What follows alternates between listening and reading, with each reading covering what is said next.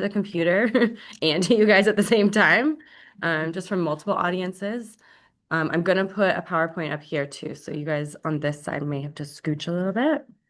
But if you guys are tuning in from Kennedy, we are at our first office at Durham. What do you guys think of the office? It's nice, eh? Nice and big. I wonder if I can show my people at home. I'm gonna do a little rotation so everyone can see everyone. Because Claire's probably watching. Claire's probably making sure I have an actual audience. It's a little blurry on my camera, but maybe it's blurry up there. Can't tell. Anyways, we are going to, did someone just come in there? Like a client?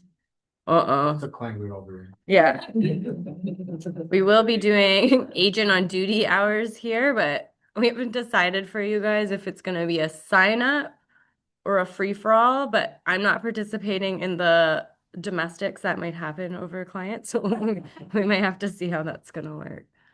Okay, so we are going to get started. It's really exciting to have our first training session in Ajax finally. Hopefully we do lots more and then we'll do, I don't know, hopefully the Durham, I don't know, you guys, it's time. It's time for the Durham people to not have to be online all the time and have somewhere to come. So we're going to be talking today. Let me get my presentation up. So we're going to be talking about buyer and seller consultations with you guys. Usually I try to separate these two, but I'm not going to separate them. I think they both have different purposes and different reasons, but I wanted to kind of do a debate with you guys today as well on consultations versus presentations. So you're going to start to notice that I call these consultations lately and not presentations because you guys were all trained on presentations, right? There's a vast difference between the two, and I'm starting to realize that there's a little bit of a shift in the way that buyers and sellers work these days. They have a lot of data and a lot of stuff that they have access to that they didn't in the past. Like, I don't know if your clients are sending you guys House Sigma and all that stuff right now, and usually they know more about the comparables than sometimes we do, which can be kind of embarrassing, to be honest. So sometimes when you come in with your presentation, I noticed like not a lot of agents even use a presentation, even though you have it. You guys chicken out at the table, and then you come to me and you say you don't know what to say.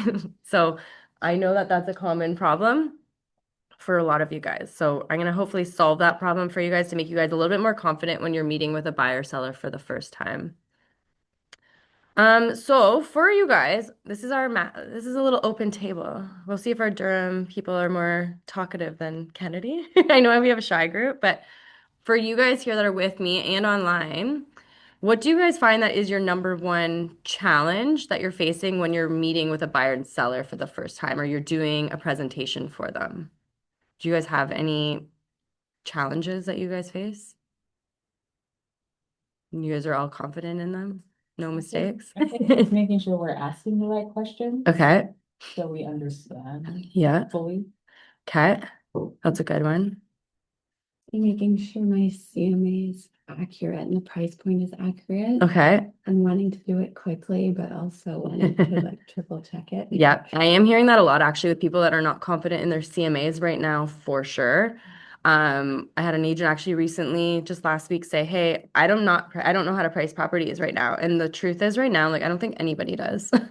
So if you're not confident in that skill, nobody is, and it's because the sellers want to price, and you don't want to screw up going into that presentation saying below what they want or anything like that, and then all of a sudden you don't get the job. So a lot of us don't even give a number. I'm going to talk about that a lot today too, actually. We won't dive into how to do a CMA, but I'll talk about maybe how you guys can overcome the CMA and giving, because I think in the past we were able to give a direct answer. Now I just give a range. Now it's a range. And you, in the consultation, you're going to notice now that we're going to ask the sellers what they want straight up. We're just going to say, what do you need? What do you want? Because it's a different story nowadays, because most of the time the sellers actually need or want a certain number. Yeah. So the challenge I had last, like a few days ago Mhm. was, talking to a seller who's in like a weird situation where they bought high. Yeah. And now they're trying to navigate the loss, so then they're talking about commission. Yes. And now this is where I stand, where I'm not sure how to navigate that, because yes, they are taking a loss in this market. Yes. The buyer's market. Okay. But then how am I going to like be consistent with my commission hmm and not lose them Yeah. as a client? So these are clients that maybe need to sell that bought and they might not sell for as much as they want either, right? Mhm. That is a huge challenge during that presentation, to be honest. Mhm. And that's kind of why I like this consultation approach because it's going to pull questions out of them like that and find out more deeper what their situation is. Whereas where you're doing the presentation, we don't ask questions. Like, and we were just taught how to do presentations. I was taught how to do presentation. Nelson, like all of us, that's just what the coaches teach us. But when you're actually sitting at the kitchen table, I don't think we're asking enough questions to pull it out to be able to like be like, hey, this might not be a good idea for you, kind of thing, or this might be a good idea and this is the path we're going to take. Because I think every single client right now is so different and they have different struggles and challenges. And I think that is one of the challenges we're having at the presentations because it's not all, we're not showing up in 2022 and we're like, yes, you're going to sell for millions of dollars. Like you made so much money. Now it's, oh my God, you're going to lose money or not make as much as you want or need. And you're facing a lot of different challenges with that.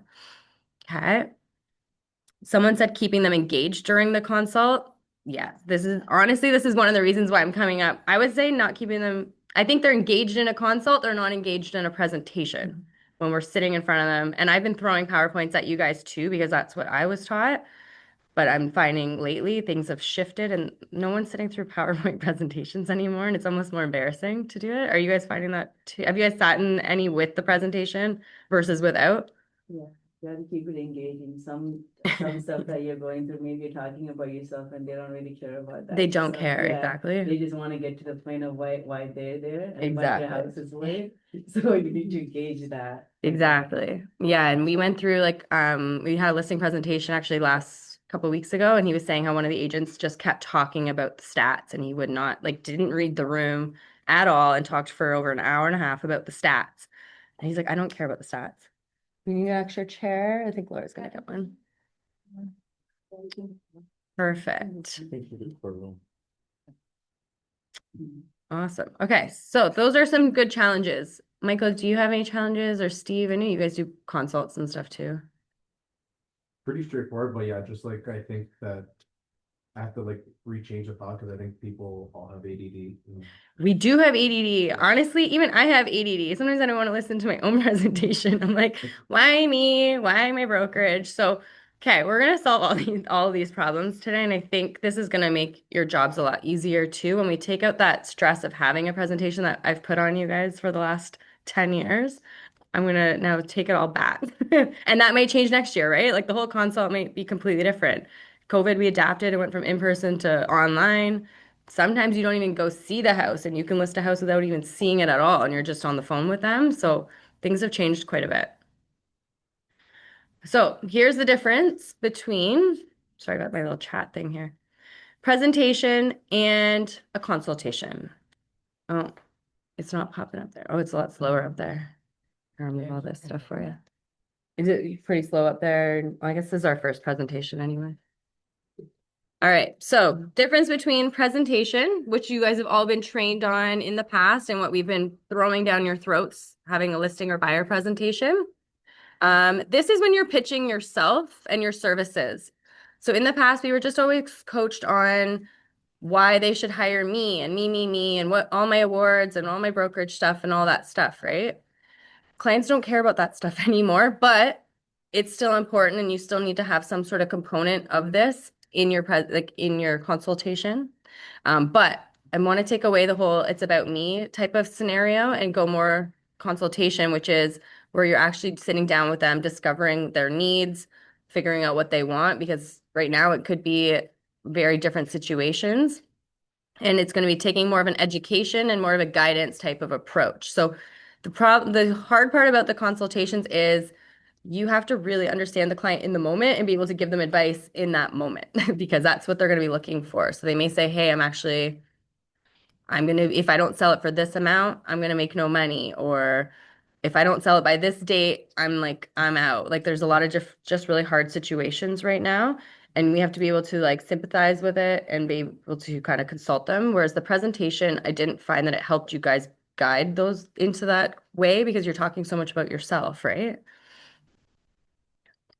So these consultations matter because it's what's going to separate you guys, like the successful agents from the transactional ones.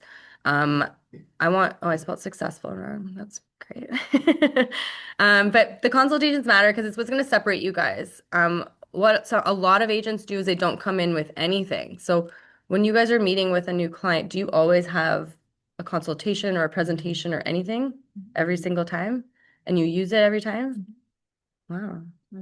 I was gonna say, okay, she's my honest one. I think a lot of agents go in with a CMA and then they get to the table and they're like, I'm awkward and I'm gonna put that presentation aside and we're just gonna talk about the market, right? So what separates the successful agents is that they're gonna ask a lot of questions. And what I find a lot of agents struggle on is they don't know what questions to ask, which is what Tashia was saying as well. So you kind of pause at the table because you don't know how to answer a lot of questions too. I think I had a new agent this week who told me she's brand new. She's scared to put up ads on Facebook and stuff because she's scared of actually getting a client and them asking her questions that she doesn't know. And the beauty of today's world is you have the luxury of Googling things and looking things up or asking us. Like you guys know the answers, like you'll find them. And if you don't know the answer, it's okay to say, hey, I'm actually not sure.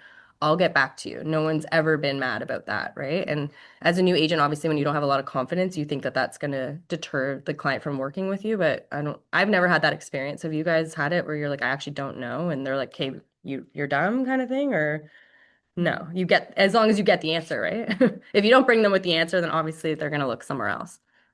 But during that consultation, this is kind of what's going to build that trust for you guys, set the expectations, and uncover their real motivations.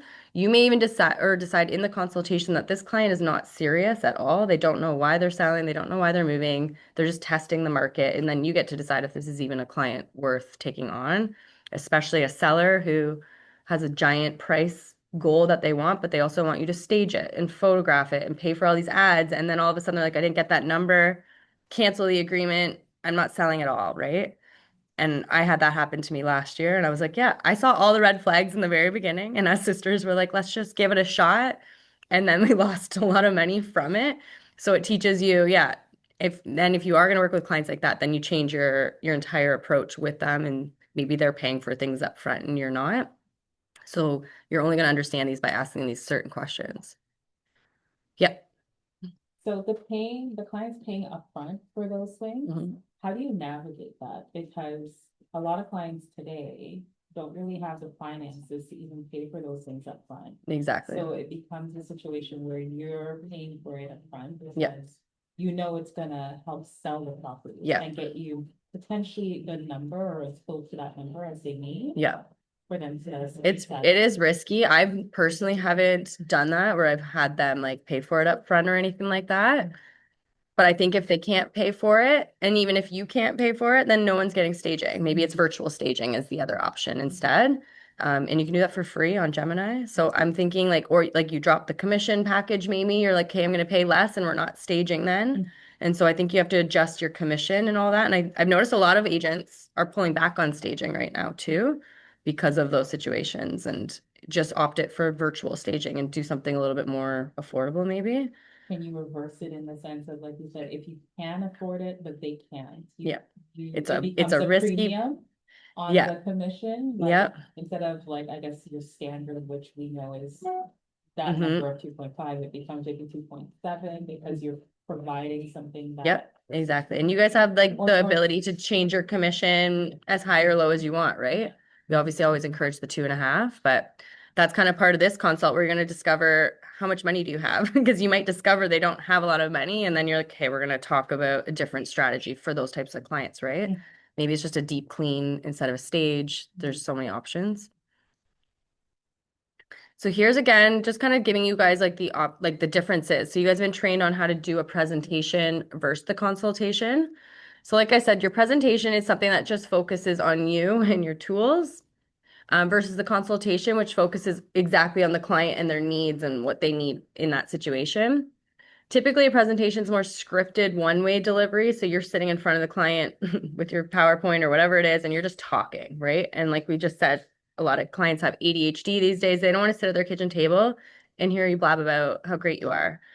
But a conversational way, the consultation is more conversation and it's more two-way dialogue. So they're involved with you because you're asking questions and they're answering. So it keeps them more engaged versus a presentation where you're just listening, right?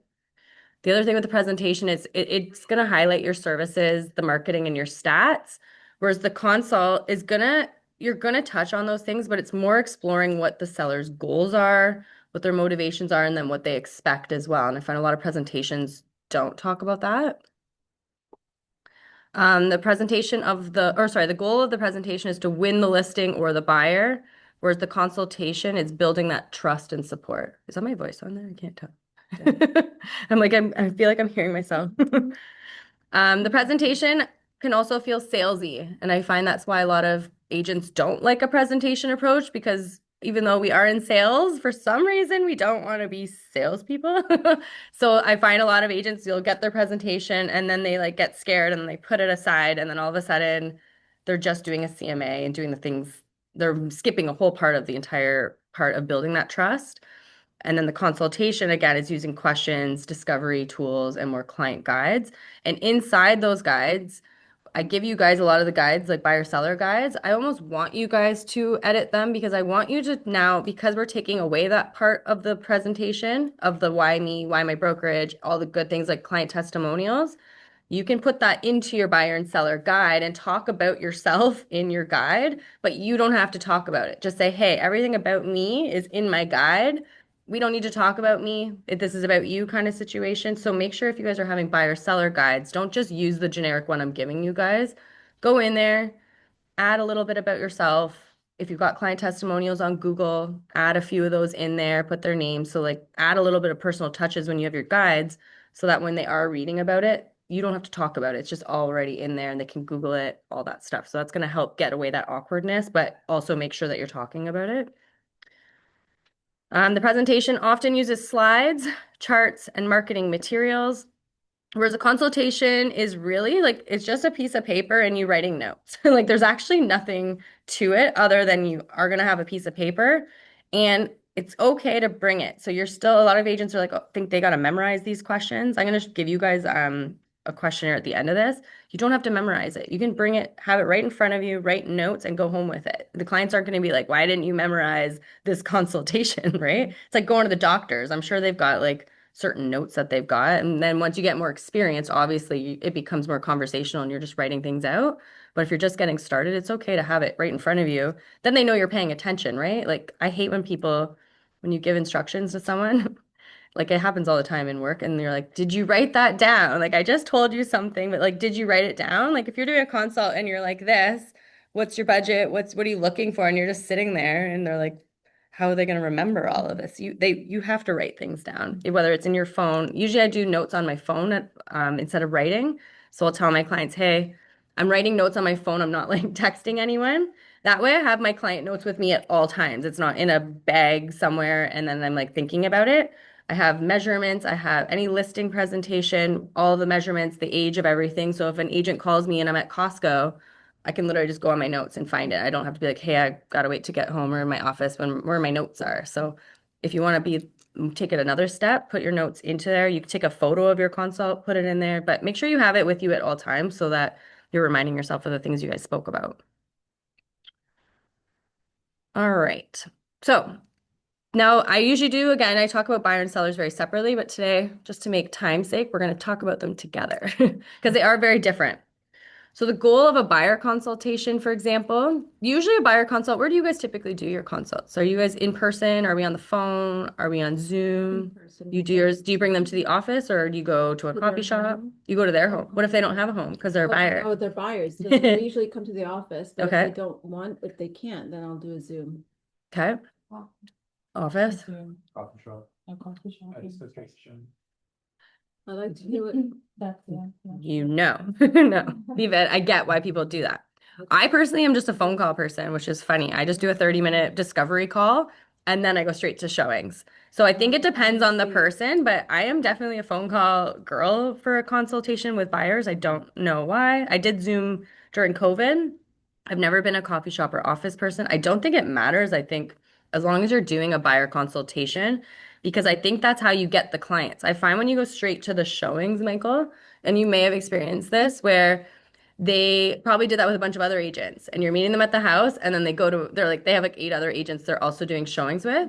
Whereas if you do a consultation, this gets them to build that relationship, and now they're your client. It's very rare when they go to another agent when you do this consultation with them. Because early in my career, I used to just show up at the house too, and then I realized, oh, they ghosted me, and it's because they're talking to all the other agents, because those are the type of clients that just want to go straight to the house. The serious buyers want to sit down and tell you what they're looking for, right? What's that? We talked about that last year. Exactly. Like I think you do need like that quick 30-minute. It doesn't have to be an hour. It's really quick. You just sit on the phone, you're going to ask them these questions, and then you're going to get them set up on a prospect search, and then you go to the house. So, Qualifying. yeah, exactly. You want to pre-qualify them. Yeah, so you're asking the questions like, have you had a mortgage pre-approval? Have you been to open houses? Like, where are you at? And they open up quite a bit. So if you aren't doing buyer consults and you are going straight to the house, maybe add this. If someone says, hey, I'm looking to buy a house, be like, great, let's get on a call. I just got some questions to ask you. And then it just makes it more professional, and you just have a higher chance to convert them. Yeah, so it's usually for me anyways, like I do go on the phone with them and I pre-qualify them and I kind of upsell them a little bit. Hmm. And then when I sense that they're okay with that, that's when I do the presentation, whether it's Zoom, Yeah, office, whatever. And then they sign something and then we go out and see them. exactly. So that's the proper way. Your goal is to get that BRA signed yeah. on the spot. So if you're going in person, obviously the buyer rep agreement. Or like if you're doing the call, at least the RICO info guide gets sent out, and you can email it to them as well. So there's so many different ways, but I think it's so important to have that question opportunity with them. I find like today, a lot of buyers are just going directly to the seller's agent. Mhm. Yeah. Thinking that they're gonna get a good deal because of the market. Yeah. And some buyers honestly don't know. If they're a first-time buyer, they Yeah. actually don't know the That's process. So they think that they have to call the listing agents, because some people are like that, where they're looking for a deal, but there's like some first-time buyers that genuinely don't understand that that's weird to call the listing agent, and then they're like turned off, be like, why'd you turn me away? Yeah. It's because they don't realize you can have an agent just repping you. So I think in the consultation, it's important to be like, hey, I'm going to book the showings. You don't have to pay me. I'm going to be taking care of you, no problem. And then they're not going to be calling the listing agent. Because I have had first time buyers be like, oh yeah, I was calling the listing agent. I didn't really know how to get into the house, because that's the obvious route. So there is some like nice people out there that just don't know. And I've gotten caught like on the listing side being like, why are you calling me? And then you realize, oh, they actually didn't mean to do that. Like they're a nice person. So that's the goal for the buyer consult, is just understanding their needs and their budget. The seller one is different, where you're going to understand obviously the seller goals and pricing. Obviously, they want to know what their house is worth and how they can get there. With the buyer consult, the focus is more on the financing. So have you been financially approved? Talking about the lifestyle, their must-haves in a house. So you're talking just like deeply on what they're looking for. Whereas a seller, they're more concerned about like market positioning, marketing, pricing strategies. So it's a different type of consult. We're going to be asking questions and then talking about marketing and how you're going to help them get to that sale price that they have in mind, that goal price that they have. Whereas buyers, it's not as much about the market. It's a little bit talking about the market, but they're not as heavily focused as we think they are. A lot of the time, they're just ready to buy a house. They're not, some people are timing the market, but genuinely, some people are getting married, getting divorced, like doing their own thing, downsizing, whatever it is, and whatever the market's doing. Some of the tools that you'll bring when you're working, when you're doing a buyer consult. So what you're going to bring with you is the buyer questionnaire, which I'm going to show you guys, and I'll probably email it out after this. MLS listings, and then financial information. So mortgage info. They may not have like a pre-approval yet, but they might be working towards it. But those are the types of tools that we have with the buyers. On the seller side, you have a CMA, you have a seller questionnaire, and a marketing plan. So if you don't have a marketing plan, and again, marketing plan can change based on the situation. So not every single client is going to get the exact same thing. Like for example, I went to a Scarborough bungalow. On the phone through photos, I said, okay, we're gonna stage it, blah, blah, blah, do like the regular thing. I went in person and I was like, and then I had to leave. And I left and I was like, thought about it more. I was like, no, this is like a really, like someone's coming to tear this down. So we're gonna change the strategy. And instead, I'm not gonna pay for staging, but I'm gonna pay for a deep clean, a junk removal to get rid of the furniture I told you to keep for the staging. And we're just going to do virtual staging and present it differently than that. So like sometimes your marketing strategy is really going to depend on the home. and you kind of adjust it. So you have to make sure your marketing plan isn't just like straight on, this is what we're doing, because each house genuinely has a different type of strategy. The outcome, hopefully, on your buyer consultation is a buyer rep agreement signed. And on the seller side, hopefully it's a listing agreement that's getting signed. So there's a few steps that you guys are going to take. So if you're working with buyers, what the preparation is going to be is researching neighborhoods. Sometimes when they email you or reach out, they're going to say, hey, I'm looking to buy a house in this area. Sometimes like their first message does give you some details. So it gives you some time to like research neighborhoods before the consult. Hopefully you have a mortgage broker on hand that can, if they don't have a mortgage broker, you can be like, hey, I've got someone for you. If you don't have a mortgage broker, have one or two for sure. And then have your questions prepared, which I'm going to show you. You're going to figure out what their needs are and their motivation. With the sellers, obviously you're going to have their address. You're going to be preparing a CMA, have some sort of marketing plan ready, whether you're doing photos, videos, social media, if you're doing open houses, that type of stuff. So think of ahead of time what you want to do for this type of property. And the things you're going to be bringing are the listing agreement, buyer rep agreement, buyer and seller guides, and then different property examples if you guys can think of different ideas that worked and didn't work. Then you're going to head into it and do your discovery questions. So our goal in our consultation versus the presentation where you're just throwing yourself at you or at them, the goal is to uncover those motivations, their expectations, and concerns. So this is a really important process for you as well to decide if you want to take on this type of client because the buyer may be too picky for you or they have really don't have good motivation. Maybe they're just like looking around and they're just shopping and they don't really have an idea. They're open to, like the worst is when a buyer thinks when they're like, I'm open to areas. That's like my nightmare. When a buyer says, oh, I want to go to Oakville, Durham, maybe Barrie, like whatever. I'm not picky. That to them seems like it's a great thing. To you, you're gonna be like, I don't want to work with a client that doesn't know where they want to live. I want someone that's like, I want to live in Whitby and only Whitby, and this is my budget. But like when they start to tell you, then you uncover that their expectations are not going to match with yours, and you may not want to work with them. Or a seller may tell you, I want this ridiculous price and this is it, and I'm just going to test the market. I'm in no rush. In no rush is like the biggest red flag, I think, for all clients. I want to know that you're in a rush. I have a baby coming in August. My mom needs to go into a hospital. We need to sell our house. Like you're looking for very specific things. I'm moving and my job is going to be here and I start this date. Those are motivations that you're looking for. We don't want the whole, I don't know, I'm in no rush. I'm open. These are great things, but it's a red flag. And that's what you're going to uncover in this kind of thing. Do you guys know any other like red flags? There's a lot of them out there. Even like I have no money kind of thing, or like if I sell this, I'm gonna have no money to even pay you. And then you got to decide if I'm not even gonna get paid from this deal at the end of the day, I'm not taking this listing, right? And those are important questions. Or the, But- I'll list just to sell or to rent. Yes. And then you buy. I could buy, but I might rent too. You're like, is it buying or renting? What are we doing?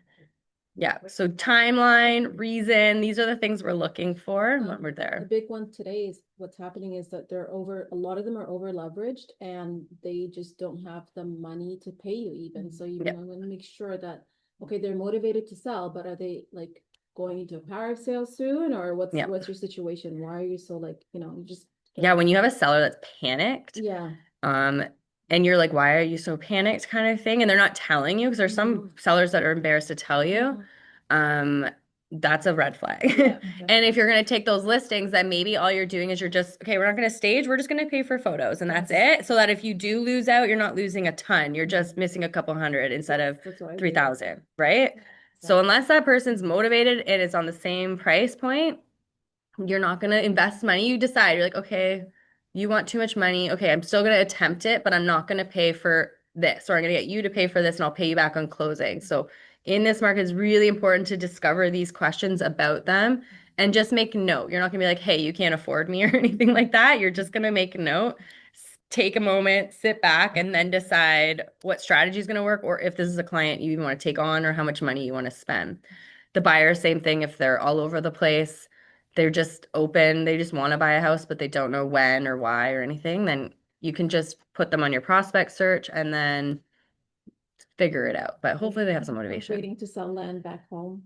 What's that? Waiting to sell land back. Oh, is that a thing? Waiting to sell land back home? Like, I didn't see a lot of you guys have that. Why, is it hard to sell the land or like, I don't know, like waiting for money. Back money. and they're waiting for that money to buy a house? Yeah, Okay, so then you're like, not taking you showings until that land is sold kind of thing? When they're waiting for the interest rates to drop, it's Yeah. just like, when are you gonna know? You Like, don't is it know. really something Yeah. You want, Yeah, cause you, like, you have no reason to buy. exactly. So these are different things you're uncovering in that consult too. Like, why haven't you bought yet? So those are the objection handles as well. So then, yeah, so for the buyers, we're going to talk about like what their must-haves are, their deal breakers, timeline, budget, have and their financial status. Sellers, why are you selling? Again, you want to know, I'm selling because I'm moving into a new house, or I retired and I've got my home waiting, so I need to sell it so I can move into that. I'm going through a divorce. Grandma died. Like these are true motivations on why they're selling, and they have to sell kind of thing. And then also you want to discover what their selling experience is. Have they worked with another agent? Did they hate it? Did they like it? And then you discover things they did like or didn't like, and then you can adapt to that type of thing that they're looking for. Then step 3, you want to educate and position yourself. So this is where you're actually you're gonna ask the seller and buyer questions, and it's still part of like a presentation, but different. So you're gonna explain that for a buyer, you want to explain the process. Okay, so I'm gonna sign you up on a prospect search. When you see a property you like, then we're gonna go book a showing. We're gonna go take a look at it. If you like it, we're gonna put an offer in it. And then you kind of want to explain to them like what's going on in the current market. Like, for example, if you guys were to meet with buyers, you probably want to mention, okay, in the last 2, 3 weeks, we've been seeing offer nates, right? That we didn't see that even a month ago, and now all of a sudden we're seeing offer nates. So you want to actually sit down with the buyer and explain what we're seeing right now. Maybe you'd be like, okay, condo prices are doing this if you're looking for a condo, or you're just going to explain like what the process is and what you're seeing in the market to prepare them. Be like, you might end up in a bidding war. I'm going to walk you through the bidding war. I've done lots of these. You may end up in a blind bidding war against 5 others. You're not going to know what the offers are. So you're really just going to like take what they're looking for. And hopefully a lot of new agents may say, I don't understand the market. This is why it's really important. If you are a new agent, you need to book showings. You have to go see properties, because then you're going to know, you're going to get the notifications if offer night went through, if there's 5 offers. Like, I think if you're not working with buyers right now, you need to go book showings and go look at houses so you guys can actually understand what's going on, especially if you've got a Durham buyer or whatever it is, Toronto. Make sure you guys are currently now with or without a client. Just book a agent or what do you call them? Agent review or tour or whatever, preview. Go book showing. So if you guys are dead right now and you don't actually know what's happening, like, did you guys know that bidding wars are back right now? Okay, that's good. Because some agents would not. Freeholds, not On freeholds. not on condo No. townhouses. And Exactly. just freeholds. Exactly. So these are key information for like the buyer. So when you guys are doing your consult, then you're going to talk about what you're currently seeing. For sellers, same thing. You'll be like, okay, in your area, we're trying out some bidding wars. So when we list, we may try that strategy as well. So we really do have to understand what's actually happening in the market. Same thing with financing. We need to understand like where are we at with the rates right now? Are people doing variable? Are they doing this? Even though we're not mortgage agents, if you guys see the Monday meeting, usually Varan's there and he's talking about if he thinks the rates are going to hold and all that. It's really good to tune in so that when you're doing consults, you can kind of pull a little bit of information from that, but you don't have to know too much. Just know what dates the rates are announced and all that type of stuff. With sellers, you're going to review your CMA and a pricing strategy, present a marketing plan, and then you want to, again, manage their expectations, because they may say, hey, I want this crazy amount of price. And you're like, oh, like I have a seller right now who said they want $750 for a semi-detached in Oshawa. And I'd be very honest with them, like not a single semi that looks like yours has sold for that price.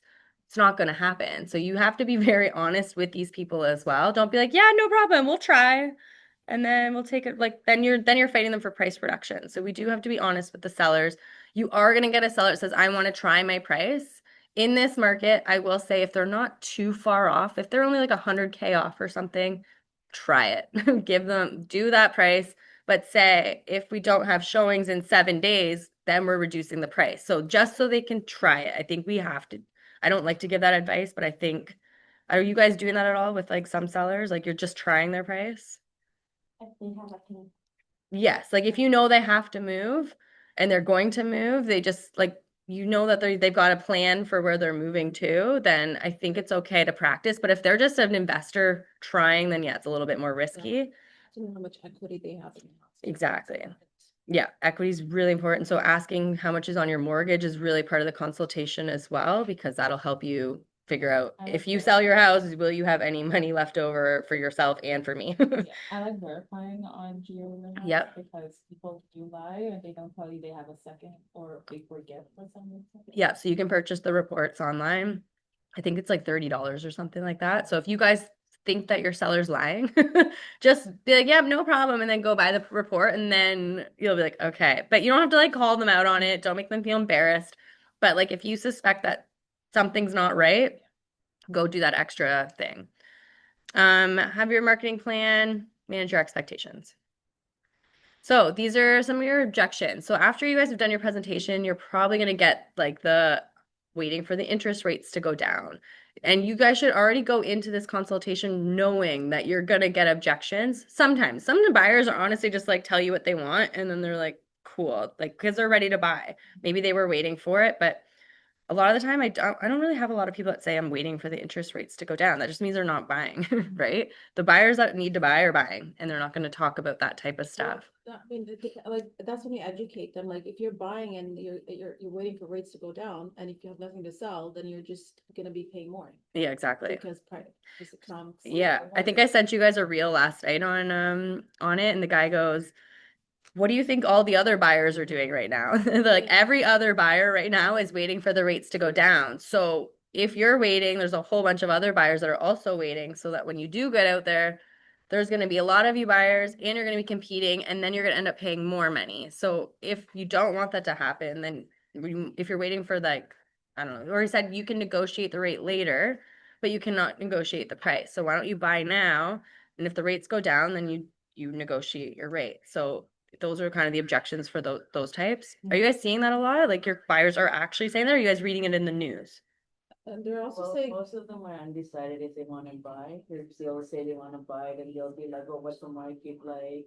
Do you know if they're gonna do a cut, should I wait, and the prices are coming down? So to me, that like when the buyers have those, Is red flags when you have a conversation. yeah, And they're navigating the conversation like that, then you're just like, why are you worried about that? If exactly. you really wanna buy, so that's a red flag to catch if they're serious buyer or not. Yeah.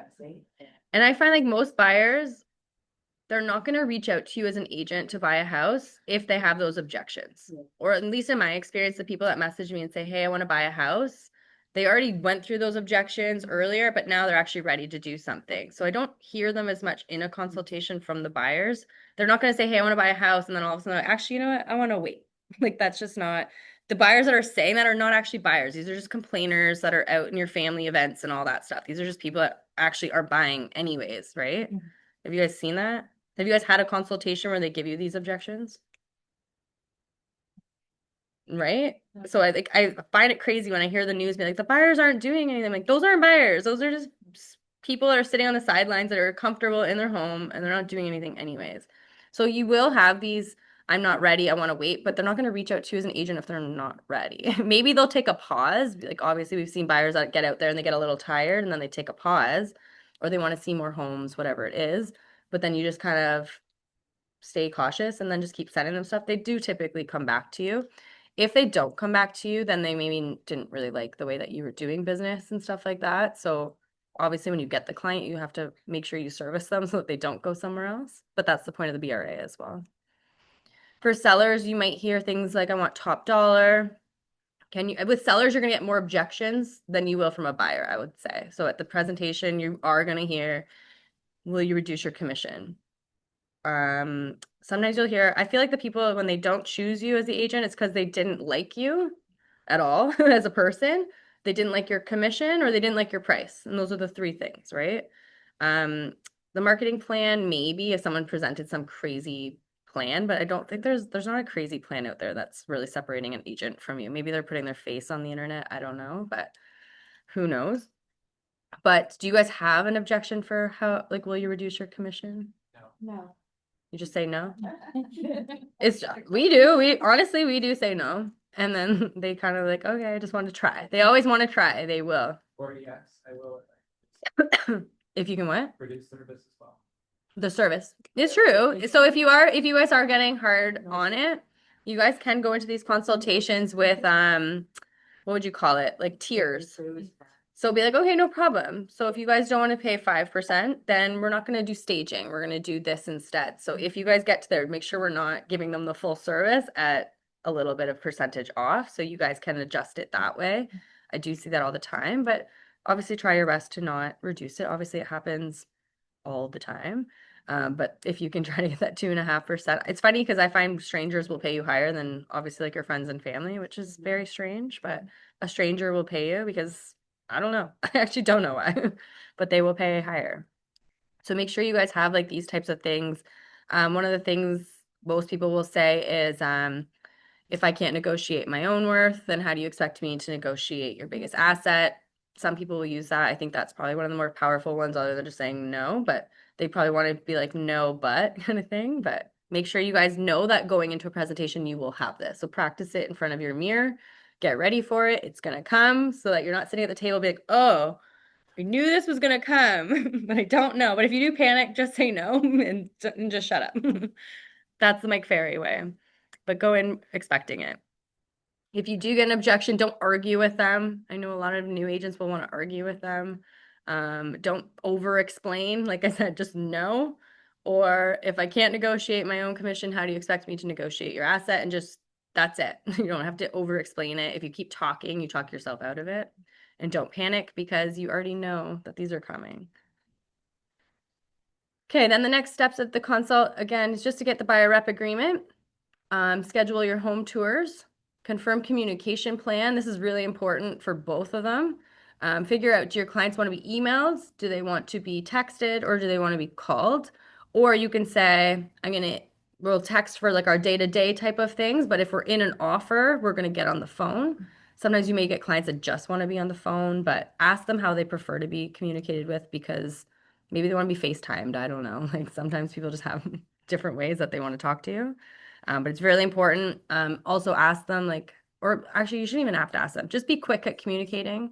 You can lose a client very quickly, especially a buyer. If you take more than an hour to respond to someone, even 30 minutes these days, if you take, unless you're in the middle of something, but if you have a client that's texting you and you look at it and you forget it, they will find an agent very fast that will respond way quicker. And they, especially with buyers, they want quicker communication more than anything. And you will be able to keep a client for sure if you just know how to respond to them fast. And that's it. So if they see a property, don't ignore it. Just say, or if you're in showings or you're with clients, say, hey, I'm actually just with a client right now. I'll call you back as soon as I can. Do you guys have that rule too, hopefully? I've seen it all the time where agents lose clients or the clients call the office and they'll say, this agent hasn't called me back, and they're just mad. So it's such an easy thing to just communicate fast with them. Sellers, your goal is to get a listing agreement. If they're not ready to list right away, get the exclusive listing agreement. That's always the hack at the listing table because they may be months out. They still have like prep work and stuff. So if you can get an exclusive agreement, like the bubble at the top, there's MLS and exclusive. Get an exclusive, say, hey, it's not going on the market or anything right now. It's just so I can start talking about the property and all of that. And then when we're ready to go on MLS, we'll do a separate agreement. And this time you can, honestly, we put like their dream price in there too. You can put whatever the heck they want, $1 million, sure, but don't expect $1 million, but we'll put it out to the universe.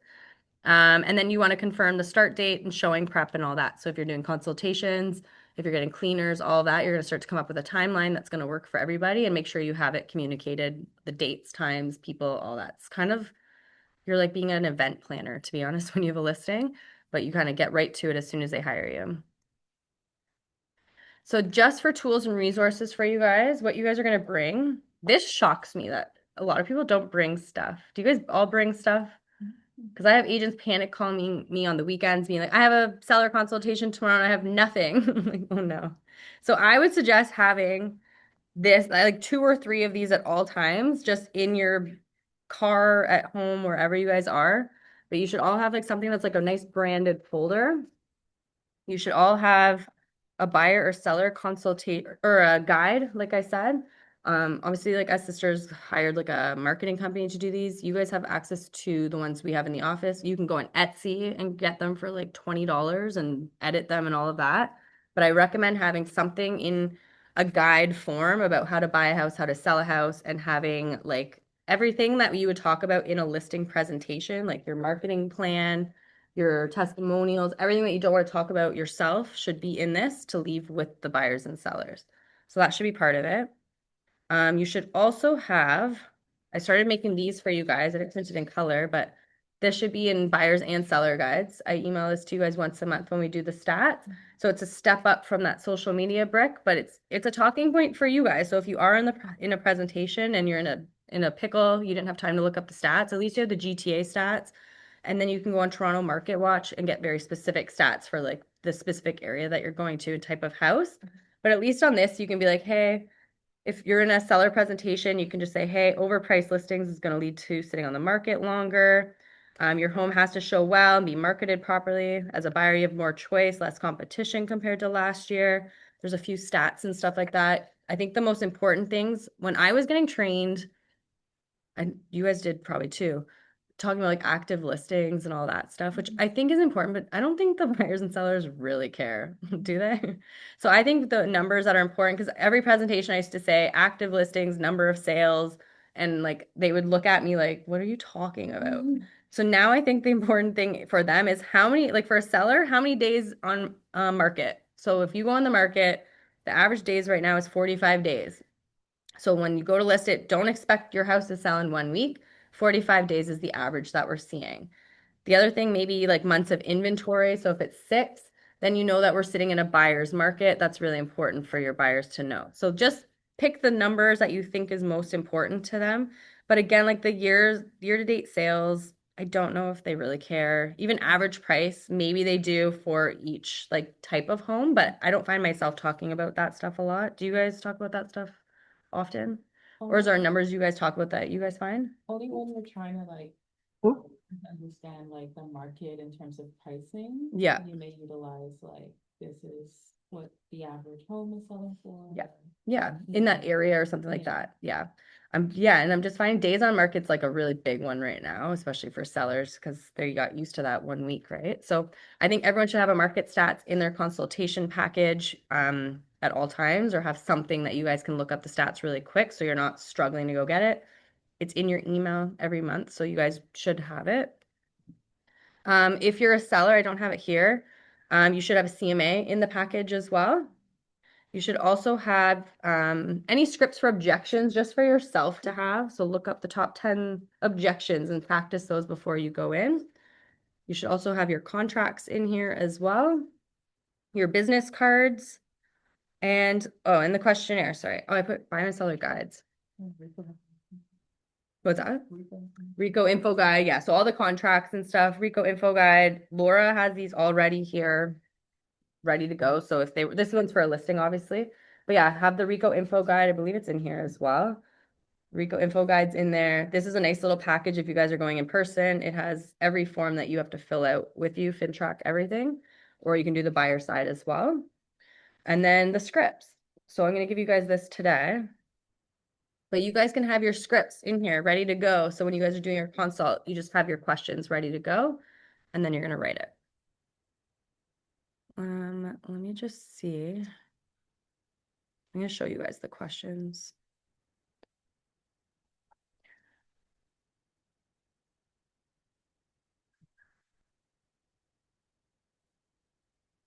Let's see up here. Oh, it's really tiny. So I'm going to email you guys this out today. But you'll see for a buyer consultation, here's all the questions, and it actually walks you through what step of the consult. So when you meet with a buyer, you're going to ask them, what are you looking, or why are you looking to buy now? Is there a move you need? Is this a move that you need to make or want to make? What's your ideal timeline, your latest possible timeline? So this is where you guys are looking for motivation. And if they're like, I'm looking all over the world just because I feel like it. No, we're looking for a reason and why and when. Then you know that these are serious and they're probably going to do something. Then you go through the property criteria, what they're looking for in a home, what type, have you been pre-approved? This one's really important. I find this one you'll learn once and you'll never do it again. Ask them where the down payment source is coming from in this consultation. The reason why you want to know is because we want to know, where is it? Is it in a bank account ready to be released today, or is it in an investment account? because when they put an offer in, we only have 24 hours after the acceptance of the offer to have the down payment out. I made this mistake once. You'll never do it. But like they're like, wait, I needed the down payment now. I need 5 days to get it out of my investment account. And you're like, oh crap, I probably should have told you that, to be honest. That's kind of on us, especially with a first-time home buyer. Even with a buyer that's selling a home, don't remember that they actually have to have a deposit too. So remember, if they're also selling, you're probably gonna do a buyer consultation and a seller consultation from someone that's selling and buying. And it shocks people to know, oh yeah, I need a deposit and all my money's tied up in my home. So now you need to figure out, okay, where are you getting that deposit? So these are really important questions during the consult. And then again, going into your market education. So I'm literally walking you guys through step by step which questions you need so that you guys shouldn't be like sitting in a consult not knowing, and you guys can have this right in front of you and just asking them. And then you explain the buyer rep agreement and then just tell them what the next steps are, set them up for showings. The seller consultation, same thing. Why are you selling? Is there a specific deadline? What happens if your home doesn't sell? If you hear someone that says, oh, doesn't matter, I can just stay here, you're like, okay, red flag, because you will hear it. But if they're like, oh, I want to move because my kids are going to school in September and I want them to be close to this school, those are like the signs we're looking for. How long have you owned the property, which you will know, but ask them these questions as if you don't know. Recent upgrades, renovations, concerns. And these could be questions, honestly, if you guys, sometimes I do a phone call before do you guys ever do a phone call before the listing presentation, I guess we'll call it, before you go to the house, right? So sometimes you can say, hey, let's hop on a call and then we'll schedule the in-person appointment. So ask them these questions, like, have you done any upgrades so that when you're doing your CMA, you can prepare that whatever they bought it for, maybe it's like old photos or they're like, nope, haven't done anything. So ask them if they've done anything, any known issues. You could even ask them if there's a price that they're hoping to achieve. Don't give them a price on the phone or anything. Just be like, okay, is there a price you're hoping to achieve? Jot that down. And then when you're doing your CMA, you can skew it a little bit. Sometimes they'll say, well, that's your job. I'm sure do you guys get that? That's your job to tell me. But meanwhile, they have a number in their head and they're just like holding it all proud, like wanting you to guess it. It's very strange. It's very strange. And then what you're gonna do is you're gonna save pretty much right here. This reviewed CMA and comparable sales all the way down here is what you're gonna do in person. So I'd say these top questions are gonna be what you're asking in maybe like a 15-minute consult call. And then you're gonna book the in-person meeting, and then you're gonna bring in your CMA, your marketing, and all that stuff. So that at least you've got some idea what you're getting into before you step into the house. And then you go over your marketing, and then hopefully you're getting the listing agreement signed. Does this help? Yes. Is this easier than doing a PowerPoint and making it pretty and then not having anything at all? Okay. It gets right to the point. And I think that's what my goal was, is because I keep hearing agents saying, I don't know what to say. So if I just tell you what to say without scripts, they're just questions, and then guiding you through what that is, I think this is going to be more successful for you guys than a PowerPoint presentation or just a CMA. I want to make sure you guys are asking the right questions and then you guys understand. So I think that's all I have. Does anyone have questions or anything? What's my last slide? No. So I think, do you guys agree, or does anyone have a rebuttal that a presentation is better than the consultation? No, No, right? Market, I think Not in this consultations market, are- exactly. So I think like, especially if like maybe if you're competing with another agent or something like that, then maybe the presentation part will come in. But even then, I think that a seller will appreciate you asking more about them than if I'm against Dima and she sat at the presentation and all she talked about was like herself and her team and how great she is. And then I come in and I'm like asking you questions and then catering it. I just feel like an agent or a client's going to choose that type versus the presentation, which you guys have been taught on, right? What's that? You're more memorable. More memorable, you're building trust. It just feels you less care. salesy. They're not like waiting for you to bring out the contracts. It's just more of a nice conversation and how can I help you get to where you're trying to get, right? So that's what my goal is for this year. So I wonder if Claire's on this. He's probably like crying. Yeah. What's that? Yeah, and people get lost in a presentation. I bought windows, for example, or like sliding doors, and the guy came in, and I already knew I was gonna buy these things. I just was what's the price and tell me. And he had like a full presentation. He was like slamming like these little windows, and I'm like sitting at my table, like, sir, stop it. Like, just how much? And like, I will pay. But like, I almost got turned off. Like, I didn't even sign it or pay or do a deposit when he was there because I was so like, I need to think about it. Like, I don't know. It was very strange, but Much information. way too much. That's the problem. Too much information. We're ADHD. What do I have here? Very like highly analytical, like you get these people that Yeah, wanna it is. see, But like, you read your client. you read your Yeah, client. sometimes you think you know them, but then when you meet that don't, person, no. that's when you readjust. Yes, You it's look at true. their body language too, Like, like, very you know, not I don't wanna give you too much information, Exactly. like. You That- give me more yeah. information. I think that's why it's good for the sellers to do like a good 15-minute chit chat on like the first section, just asking them like, who are you? Why are you selling? Because like I think most agents will just say, oh, it's a seller appointment. I'm just going to show up.